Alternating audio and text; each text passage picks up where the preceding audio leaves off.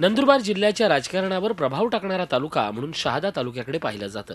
शहादा नगरपालिका निवडणुकीच्या रणसंग्रामात सर्वच राजकीय पक्षांनी आपली ताकद पणाला लावली होती। राष्ट्रवादीचे प्रदेशाध्यक्ष सुनील तटकरे, काँग्रेसचे प्रदेशाध्यक्ष अशोक चव्हाण यांच्या सभाही झाल्यात।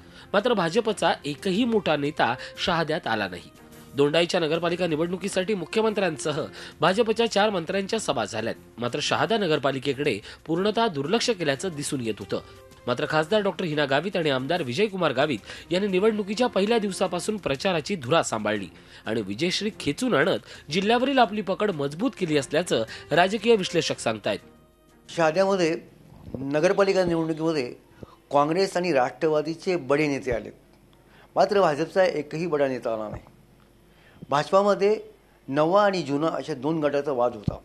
हा वाद बाजूला सारत आमदार विजयकुमार गावित आणि खासदार हिना गावित यांनी आपल्याच बळावर निवडणूक लढवली आणि आपण लोकाभिमुख असे नेते आहोत हे पुन्हा एकदा सिद्ध केलं। जिल्ह्यात भाजपात गटबाजी असल्याचं चित्र शहादा नगरपालिका निवडणुकीत पाहायला मिळालं। शहाद्याचे आमदार प्रचारात सक्रिय नसल्याचं चित्र होतं। भाजपच्या अंतर्गत गटबाजीचा फायदा विरोधकांना उचलता आला नाही। एकाकी किल्ला लढवत असलेल्या गावितांनी आपला राजकीय करिश्मा दाखवत नगराध्यक्षपदासह 10 नगरसेवक निवडून आणून एक नवीन इतिहास घडवला।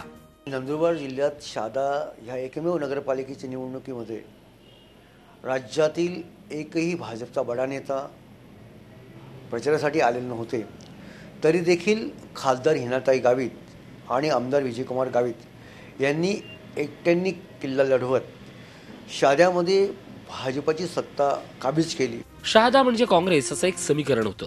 यावेळी नगरपालिका निवडणुकीत लागलेला निकाल जिल्ह्यातील राजकारणात अनेक बदल घडवणार आहे। प्रशांत परदेशी, झी मीडिया, नंदुरबार।